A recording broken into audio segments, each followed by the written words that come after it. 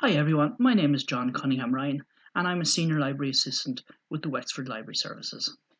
In these unusual times, I know you can't visit the library, so instead I'm going to do up a series of videos with reviews and recommendations for you.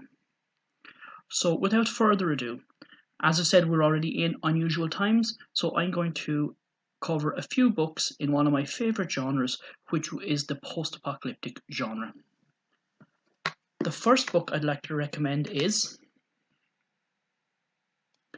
Alas Babylon by Pat Frank. This book was written in 1959 and it is the first post-apocalyptic book ever published based on the aftermath of a nuclear war. The plot is quite simple. After rising aggressions between the US and Russia and a weapons depot exploding and it was mistaken for a nuclear explosion, a short nuclear war ensued. This resulted, of course, in lots of people dying and in huge amounts of land becoming uninhabitable.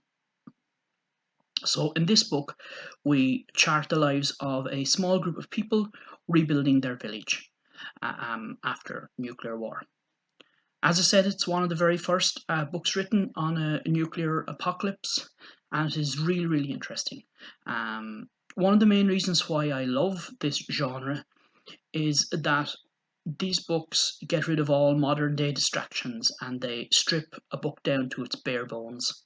So we end up talking about people and the human condition. Now, however, there is one caveat with this book. It is a little bit old fashioned. When you're reading it, you will realize very quickly that it was written in 1950. But I don't take that as too much of a negative. I more see it as a snapshot of life in America in the 1950s and 60s. So by that I mean it doesn't really deal well with black people and with women. It doesn't portray them very well.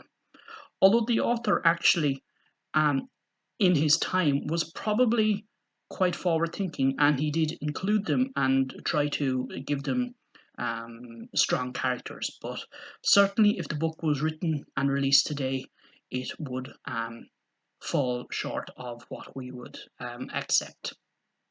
However, bearing that in mind, it is still a very, very good book. And as it's one of the first in the genre, it's well worth a read. So I would give Alas Babylon by Pat Frank a 9 out of 10. Thank you very much for listening.